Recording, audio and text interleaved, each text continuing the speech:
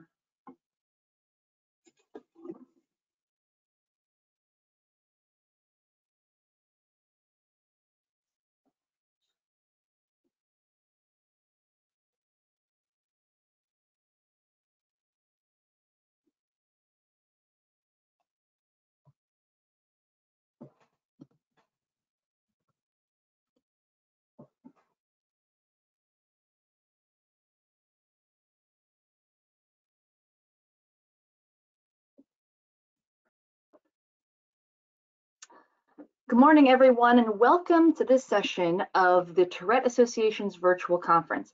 I am Susan Young, Executive Director here at the Tourette Association of America.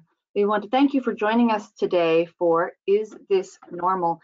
And want to take this opportunity to thank our conference platinum sponsors, MLX and David Amundsen, our diamond sponsor, Oracle, as well as our donors and supporters for making this free conference possible. To help us continue to provide educational programming like this, please consider making a donation. Your gift will assist the Tourette Association of America in continuing to provide critical support and resources to the Tourette syndrome and tic disorder community. Please visit tourette.org/donate to make a contribution today. During today's session, we will be very happy to hear from you or share comments using the question panel on the right side of your GoToWebinar player at any time. We will collect your questions and address them during the Q&A session at the end of the presentation. Now, it is my pleasure to introduce our presenters, Amanda Coffman and Dr. Keith Coffman. Amanda Coffman has more than 20 years experience as a classroom teacher. She has a bachelor's degree from Boston University and graduate degrees from both University of Connecticut and University of Kansas. She taught in elementary and middle schools, private and public schools, and both general education and special education. Like many of you, she now finds herself as primary educator for 3 children in 5th grade, 8th grade, and college. She shares that responsibility with Dr. Keith Coffman. Dr. Coffman is a neurologist who has spent years treating TS patients. He is co-director of the Tourette Association's Medical Advisory Board and director of the TAA Center of Excellence at Children's Mercy Hospital in Kansas City, Missouri. With that, I'll pass on this webinar to our distinguished presenters. Good morning. Hi, guys. All right, so we're going to talk a little bit today about the connection that happens in our house between my desire to be an effective parent to our children and the ability that I have to have a world expert in Tourette to ask questions to. So that's what we're going to do this morning. I'm going to kind of go through what is my experience as a layperson with our children, and Keith is going to give you the expert view on why this happens with Tourette. So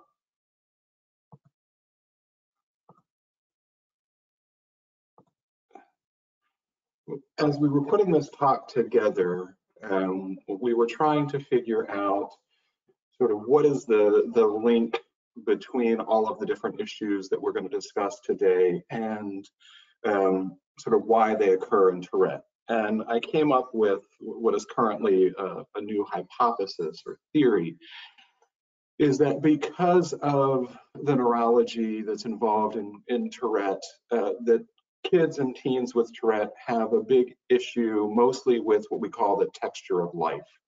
So as we go through each topic, you'll see how that sort of texture of the different things we're going to discuss sort of is at the root of why we're seeing all of these things and talking about these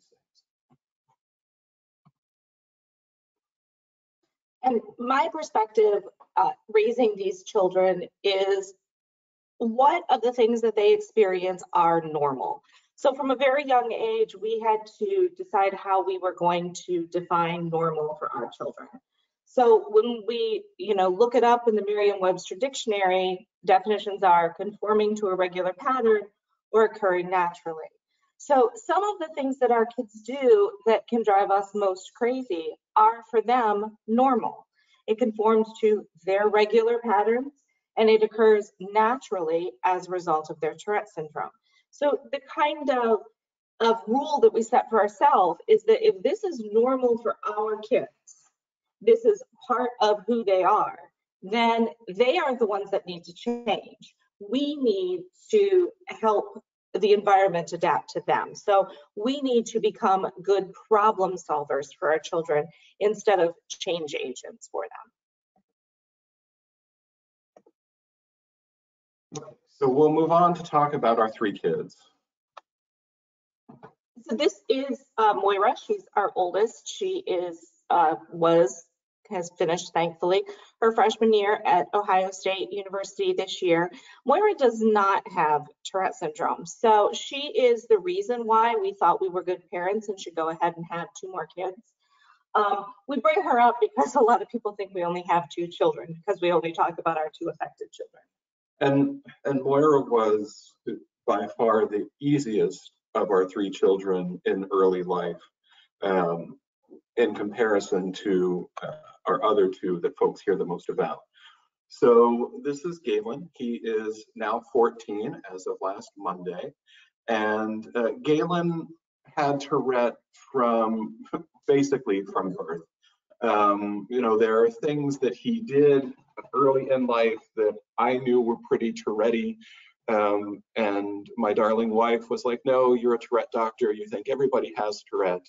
But it was clear that he had Tourette by sort of 1.5 years whenever he started having really profound tics. And he was afraid of life in general. And we'll get to that. And here is Dagny. Dagny is 10, as you see, she's a trumpeter. Dagny has had Tourette since she was a toddler. And, when she started ticking, it was not in any way surprising to us because we already had 1 child with Tourette. So we knew that the likelihood of her having Tourette was much higher. She, clothing, as you'll see, is one of the biggest issues for her, and a lot of the stuff we're going to talk about today as it pertains to clothing and textures is really her experience. Okay, so let's talk about clothing.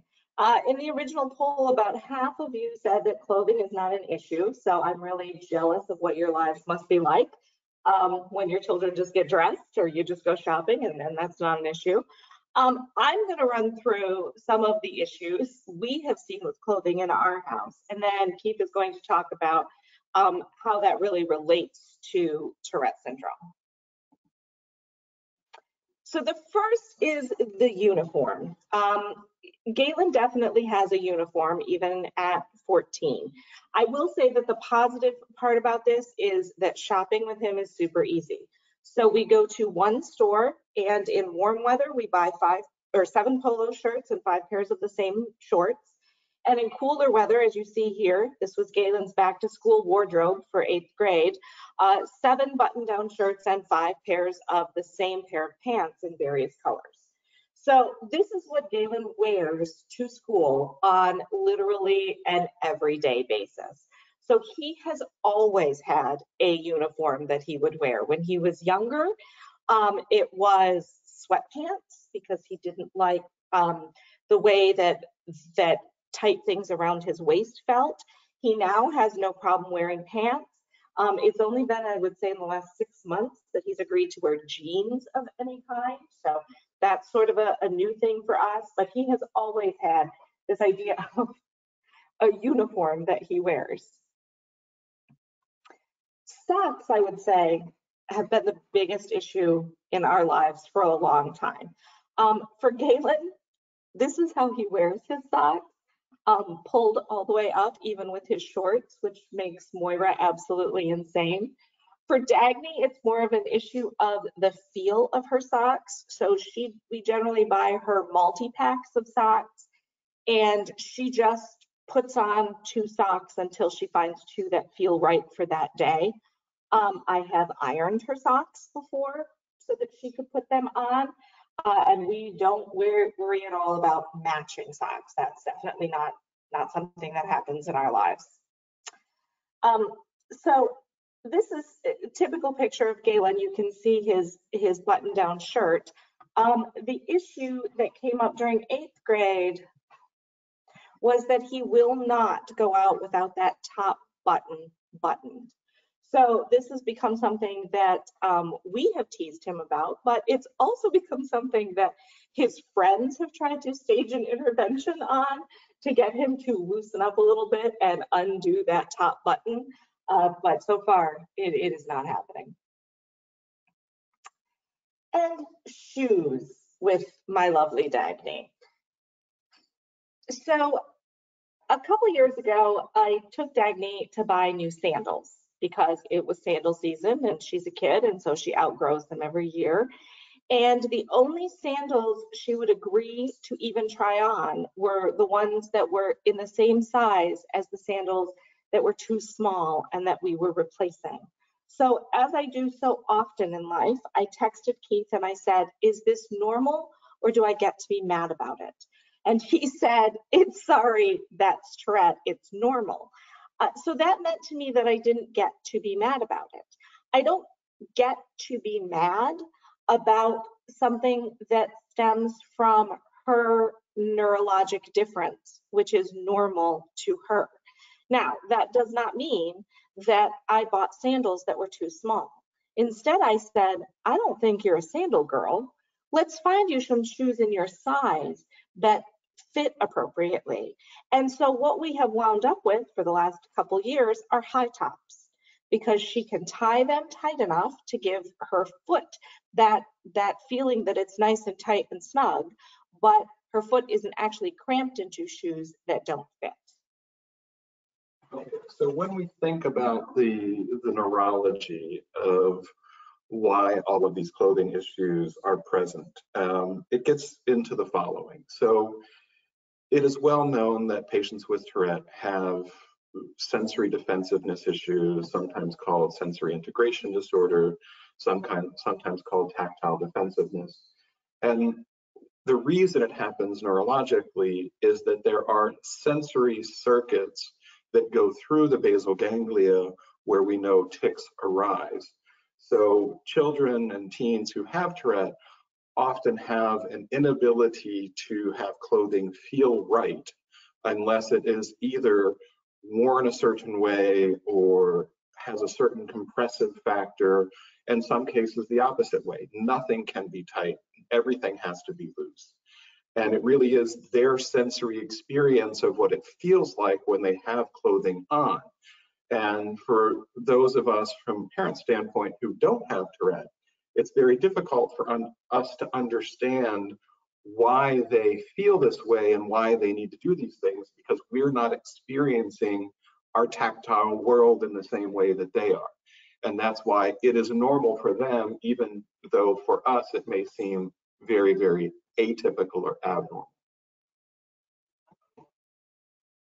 So there's one more issue of when are you okay with it and when does it need to be intervened upon? And what we're going to tell you is that we rarely need to be the ones to intervene upon something. So this is what we refer to as the sweatshirt. I'm sure many of you have an item of clothing that your child has or has had at one point, which is worn all the time. This is Dagny in her sweatshirt. She wears this sweatshirt nearly every day of her life. Galen had a similar sweatshirt that he wore nearly every day of his life. Thankfully for us, they both chose spirit wear from their schools, which are easy to get, the exact same shirt. When they outgrow it, you can get it in another size and it feels the same. So that worked out for us. Dagny continues to wear hers. This is not an issue. In 6th grade, Galen started getting teased for wearing the same sweatshirt every single day of his life. And he gave up the sweatshirt as a result. So this was not something we ever had to intervene upon. We never had to say, you know, I don't think you should wear that every day. We would say, I think you ought to wash that. But life has a way of intervening for our children as well. And a big thing that we want you to understand is that our role as parents is to help them problem solve through this. It's not to help them fix it. I tell the kids all the time, it's my job to make your life possible, not to make your life easy. So when you're having this push and pull, you have to really decide whose problem is this? Is this my problem that I'm tired of seeing this sweatshirt over and over again? Or is this really a problem for my child that I need to help them find a solution to?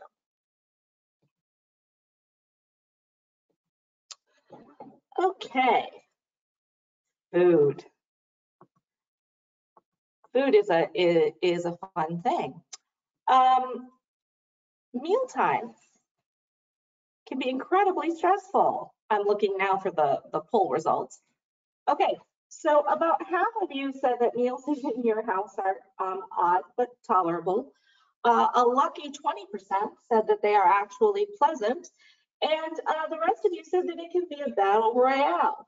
So we found several issues with food and meal times in particular that we're going to talk about here. But I will tell you that I would say we have reached the point after 14 years eating meals with Touretters where meal times are for the most part pleasant. So I think that if non-Touretters were to visit a meal, they might find it to be more odd but pleasant. Okay, our kids always had number things. So this is a picture of Dagny's plate at dinner. You will see that it has precisely 3 things on it. Dagny always eats 3 things, which is not normally a problem when you have a protein and a side dish and a vegetable. That's 3 things. It becomes a problem when you have, say, spaghetti for dinner, where you have a one pot sort of thing. So to solve that problem for us, we serve the spaghetti and the sauce, and then your shaker cheese is your 3rd thing. Or if we're having breadsticks, we might mix the spaghetti with the sauce so that it's spaghetti and sauce and breadsticks and shaker cheese as your 3rd thing.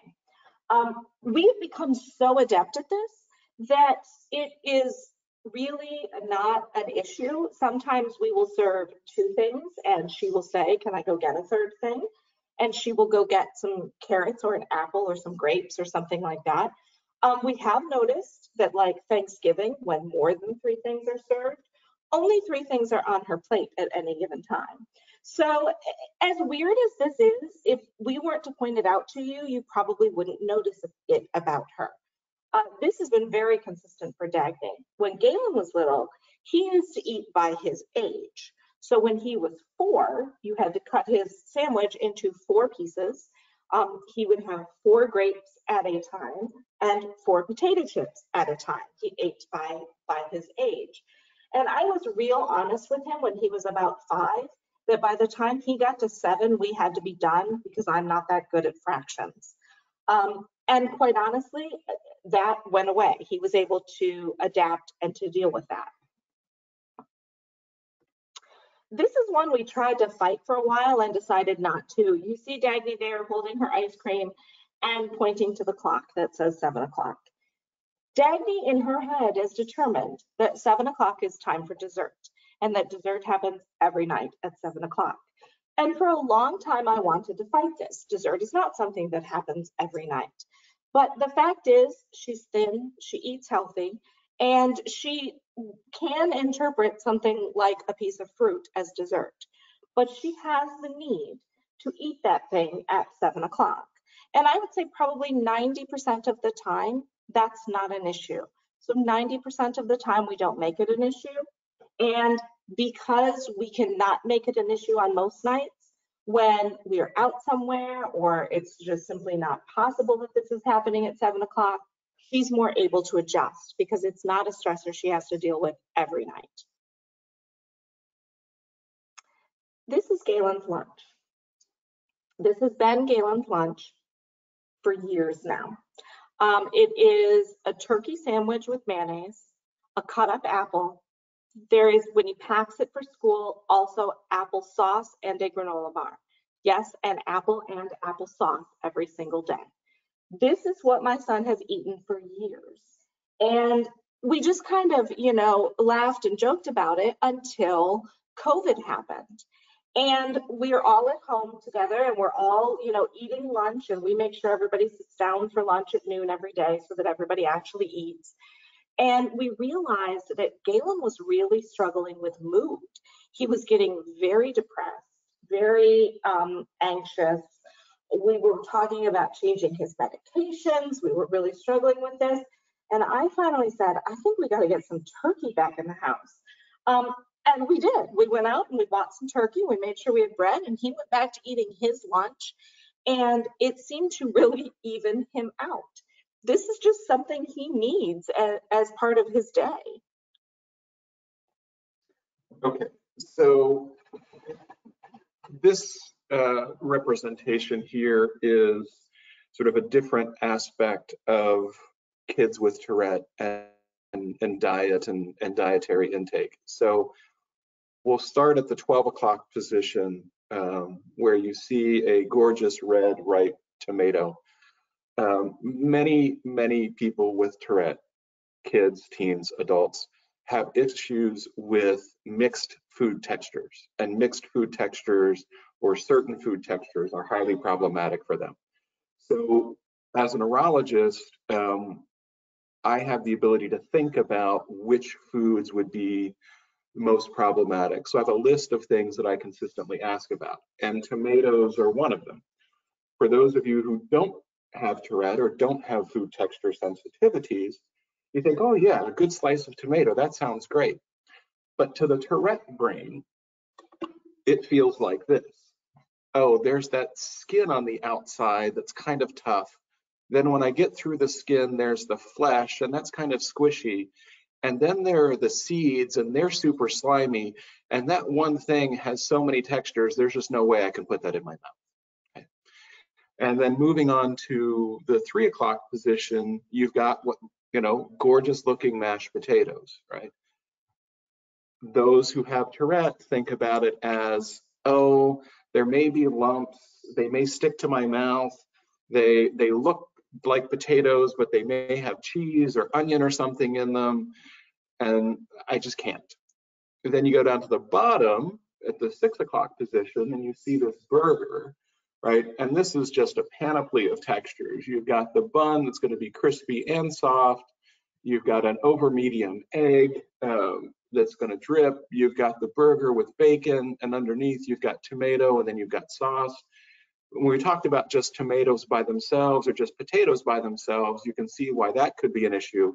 But when you throw all 6, 7 textures in that sandwich together, that's why many folks with Tourette would say, no, thank you, I'm not going to eat that, or I can't eat that. Then we go to the 9 o'clock position and we see, a nice medium rare steak, and meat is very often an issue with kids with Tourette. And it's because of that mixed texture, right? So if you've got a medium or medium rare steak, the outside is going to be one texture, the inside is going to be another texture, and it's just overwhelming. So this goes back to that problem with sensory processing and that we deal with in folks with Tourette. The other issues, the other things that Amanda talked about, those are much more the overlap of Tourette and obsessive compulsive behaviors, right? Dagny has to have 3 things. Dessert has to be 7 o'clock or it's not right. Or Galen has to have the same thing for lunch every day. And that really is where the interplay between Tourette behavior and obsessive compulsive type behavior is really present. And you know, when we think about obsessive compulsive behavior versus obsessive compulsive disorder, it's, do the requirements cause impairment, right? We do not allow our kids to engage in things that cause impairment, but we do allow them to have their behavioral quirks that make life possible for them, even if they're a bit odd to us and odd to others around them.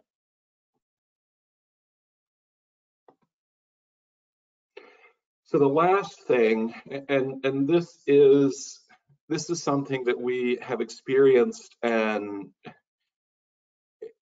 it's still sort of mind-boggling to me, even as a neurologist and even as a Tourette neurologist. So you see these carrots. So carrots in our house for some of our kids can be eaten in any and all forms, raw, cooked into a souffle, you name it. For one of our kids, Dagny, she can eat cooked carrots or raw carrots, no problem. She cannot eat cooked carrots because the texture difference between a cooked carrot versus a raw carrot for her is just something she literally cannot get into her mouth and tolerate. So whenever we serve cooked carrots for dinner, she goes and gets a handful or so of raw carrots. And it's something that we've just accommodated because she truly cannot process the sensory input of cooked carrots. So we always say that when we serve carrots, we say serve carrots 2 ways, both cooked and raw. All right, sounds and smells.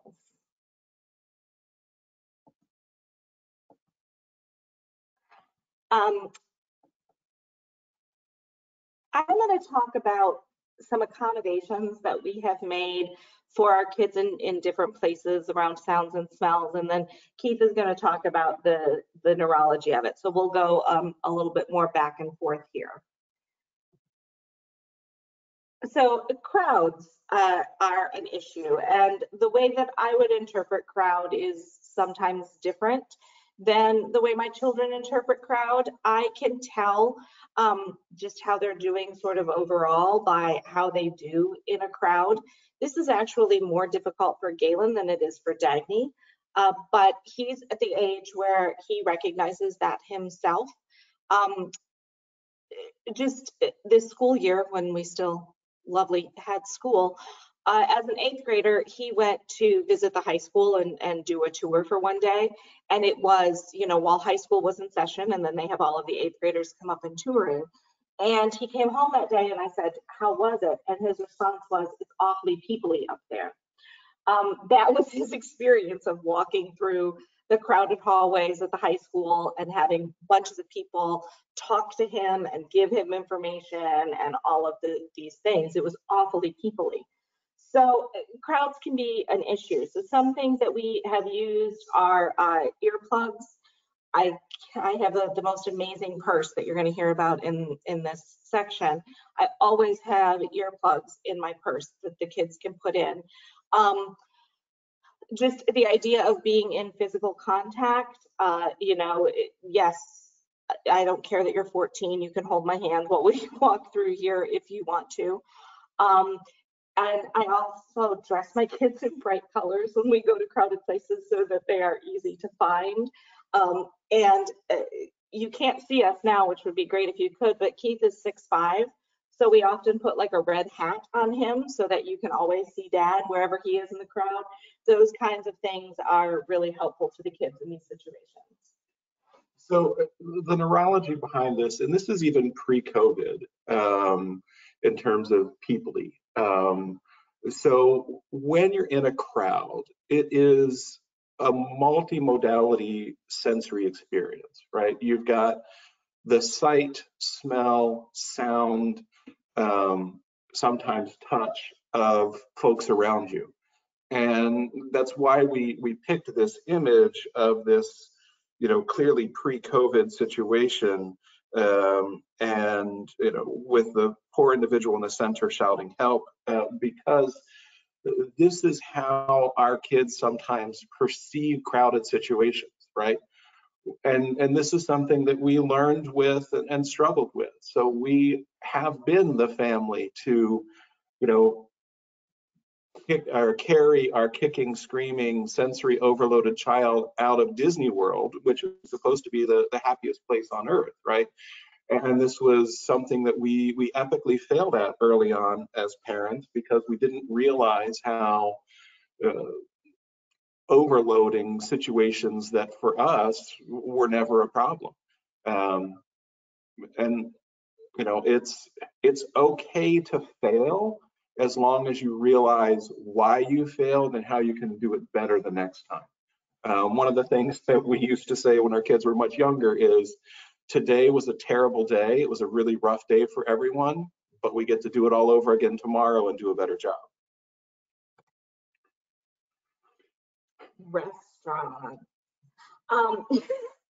Restaurants are interesting. We love to eat. That's one of the things that we like to do.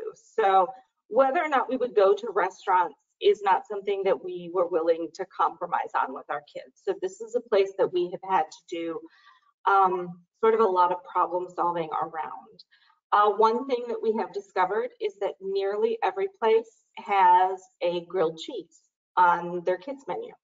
So Dagny pretty much orders a grilled cheese every place that she goes. I don't think I've ever seen this child eat a grilled cheese at home, but that is her go-to meal. So she has that to know that she is comfortable. For a while, she wanted it to be hot dogs, and you would be surprised at the number of places that do not serve hot dogs. So thankfully, she was able to find the grilled cheese that really works for her. The other thing that Dagny will report in a restaurant particularly, and not necessarily in other crowded situations, is she's always very cold. So if we're going to go out to dinner, it doesn't matter if it's 90 degrees outside, we will often say to her, why don't you grab your sweatshirt, because you know you're going to be cold in the restaurant. So why are restaurants so overloading, overwhelming? Right. So this is really what Dagny sort of feels like, and talking to her, is that, there are so many variables: the lighting, the temperature, how loud it is, the smells of restaurants, the choices on the menu, the choices for beverages. So for her, the reason that she gets to, the point of, oh, I'll just have a grilled cheese, is because there are so many factors that she's considering and pondering that are bouncing through her head all the time whenever she tries to eat out, that she has to choose a default because the rest of the experience is just so overwhelming for her. So the things that we've learned is, as many different variables as we can adapt for. The sweater or sweatshirt for the temperature, earplugs for whether it's loud. And honestly, there are certain restaurants that we've tried to go into, but we walked up to them and she said, no, I can't go in there. It smells too strongly even before we get there. And we'll talk about smell in a little bit. So that's the neurology and sort of psychiatry as to why that's so overwhelming. But it helps to actually have the conversation. The grilled cheese works because a grilled cheese is pretty much the same every place you go. She determined it couldn't be macaroni and cheese because for her, macaroni and cheese has to be a certain shape and a certain color, and there can't be any additional shredded cheese on top. So because she has her own specific things about macaroni and cheese, that is not going to be her go-to. As she transitions to adult menus, we're going to have a conversation about what kinds of things are safe, because you can't always get a grilled cheese on the adult menu. Okay, public restrooms are something that we need to talk about because they can be a real issue. This was one I was sort of not prepared for because, you know, Moira being my oldest without Tourette, but that doesn't mean she's not weird, loved public restrooms. Like every place we would go, she would have to go to the bathroom. And Galen and Dagny both would rather die than use a public restroom. So these are two things that I carry in my magic purse all the time. One are Post-it notes, and the other is hand sanitizer. So when you actually talk to them, what is the big deal about public restrooms? Oh, it's the unpredictability of it. So it is the, you know, the dirt factor may be an issue, but also there are so many unpredictable things like automatic flush toilets. And as someone who is on the shorter side myself, and so I sometimes have difficulty with automatic flush toilets flushing when I least expected it. As a child, this is a terrifying prospect. So what I realized is if you put a Post-it note over the sensor on those automatic flush toilets, then they don't flush until you remove the Post-it note, and then removing it will cause them to flush. So then your child is able to essentially flush that toilet themselves and feel comfortable that that's not going to happen unexpectedly. That made a big difference in public restrooms. The other idea is the idea of washing your hands, and not the hand washing, but the hand dryers. Some of them are very loud, some of them are hot. You don't always have paper towels with you. So despite the fact that we now all carry hand sanitizer with us at all times, I have for a long time, because it's the idea of here, you know, you can use some hand sanitizer and then we can wash your hands later when we can get to a place that you feel comfortable doing it. So it's those things that sort of remove the trauma of those public restrooms. And the issue here neurologically is really one of unanticipated stimuli, right? So automatic flush toilets are loud, the hand dryers are very loud, and Tourette overall is a condition where the overall neurology is that of disinhibition. So kids are more sensitive to external stimuli when they have Tourette. So these super loud toilets and super loud hand dryers, it's just the last thing that they can take in that moment. And think about also the fact that in order to be able to comfortably use the restroom, you have to be calm and relaxed. So imagine how dramatic it is if you're already living on edge to have something happen that's both loud and unanticipated. So these things don't really change the public restroom, but they give almost the illusion of control. And sometimes when we can't give our kids control over a situation, if we can give them the illusion of control, that's the best we can do for them. Okay, so when we think about smell, smell is actually one of the sensory modalities that has been studied the most in Tourette. So one of our poll questions was, you know, how experienced are you as parents of kids with Tourette in playing the game What's That Stink? And I don't think we have the results of that one. So smell in Tourette is very interesting. So Dr. Mark Hallett and his group at the National Institutes of Neurologic Diseases and Stroke have studied Tourette and smell because it is well known that patients with Tourette appear to have a more sensitive sense of smell. They will report things being smelly or unpleasantly smelling, even when others around them cannot detect what the smell is. Along with that, as you heard, even pleasant smells, if they're pronounced and profound, can be off-putting to folks with Tourette. So the neurology behind this is very interesting and makes a great deal of sense when you think about the rest of what we've talked about with sensation and Tourette, is that it is not that patients with Tourette are able to detect smell at a lower concentration. It is that their brains cannot adapt to that sensory input and sort of make it go away. So it goes back to the clothing issue. Most of us, when we put on a shirt, put on a pair of pants, when we put them on, we feel them, and then a few minutes later, we're not experiencing that same situation of that shirt feeling or those pants feeling. But the lack of ability to adapt to the sensory input, which we know is what happens with smell, helps to explain the neurology of what happens with all the other sensory modalities about which we've spoken. So, from a parenting perspective, when we encounter this, a lot of times if we just play the game, what's that stink? And they can identify the smell. Again, it's that illusion of control, and they feel better about it. Other times you just have to say, can you put up with this right now? And sometimes the answer is no. We have never eaten at a Five Guys burger restaurant, ever, because Dagny cannot stand the intensity of the smell. And it's not an unpleasant smell. The smell of grilling burgers is fantastic, but the intensity of that smell is too much for her. So that's just not on our list of places that we go.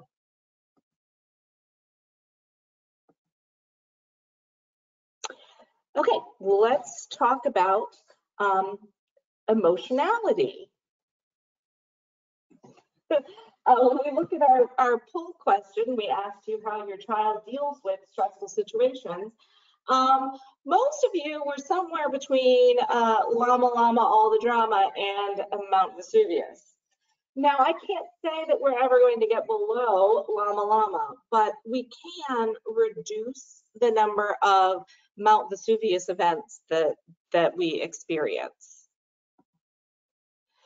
So let's talk about fear, because fear is a really prominent emotion that I have found with our kids, and they're both treated for anxiety disorders, so it's easy to say, oh well, they're more anxious than others, but fear is different from anxiety, things that they are truly afraid of.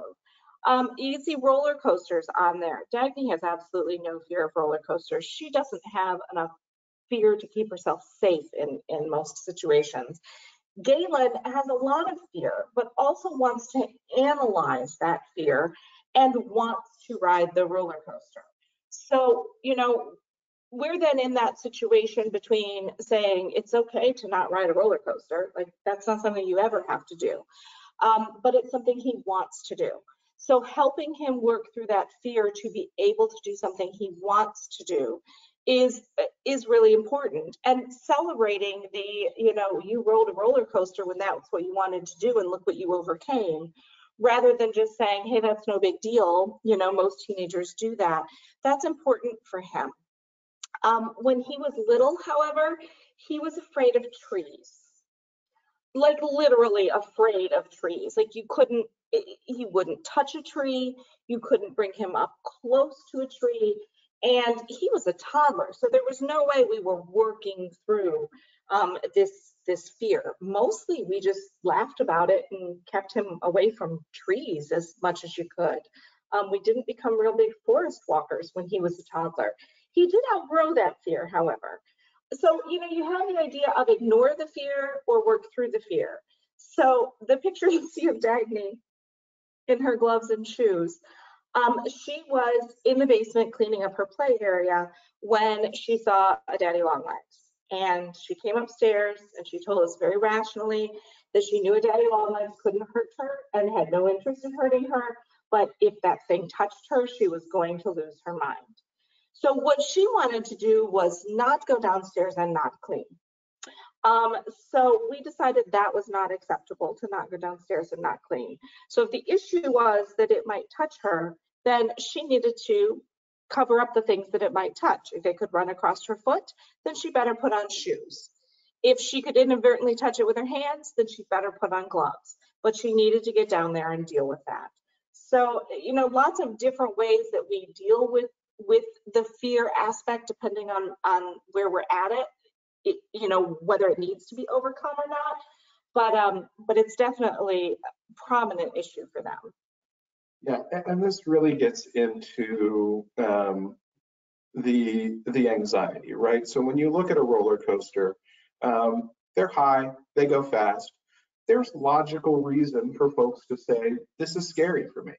And, the struggle that Galen has had is that he desperately wants to do this because he knows he enjoys them.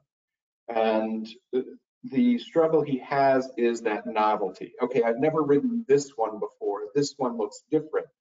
And it's really, I mean, we're the family that stands in the middle of an amusement park and really talks about the physics of the roller coaster and the speeds that they can go. And, you know, he's, now that he's 14, able to say, okay, well, this one compared to other ones that I've ridden in the past isn't going to be as dramatic, and is able to talk through that.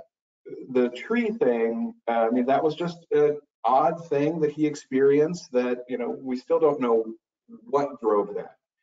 And the spider issue, it's, again, it's fear and it's irrationality, right? So sometimes we do things that are irrational, and it's okay that our kids do things that are irrational.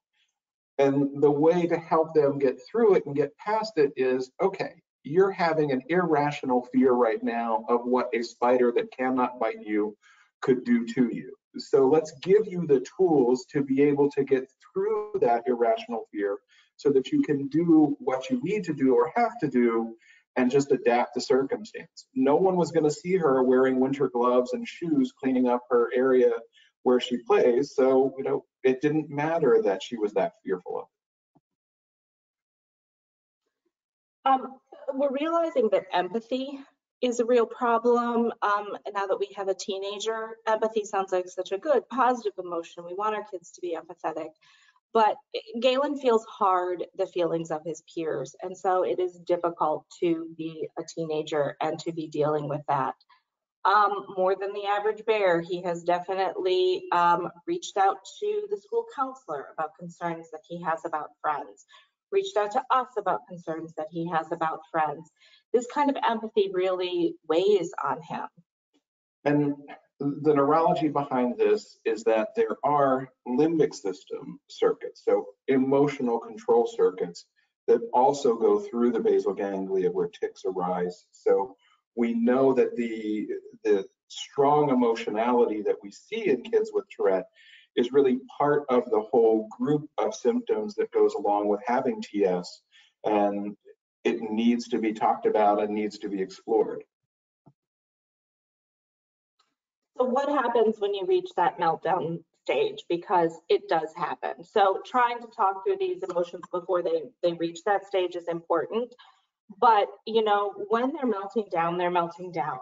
I would say that I have had a couple of COVID-related meltdowns in the last few months, as I would imagine that some of you have. And when I think about it, I think, what do I need from Keith when I'm overly emotional?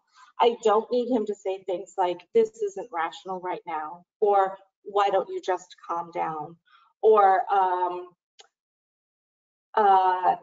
It'll be okay. It will be okay. Please don't tell me it will be okay. So think about those times for yourself and really how you want to respond. Generally, all I want is just for him to hold me and let me cry. And that's what our kids need from us sometimes too. We don't have to process every emotion as it happens, or sometimes even ever. So the neurology behind this, it gets into what is called intermittent explosive behavior.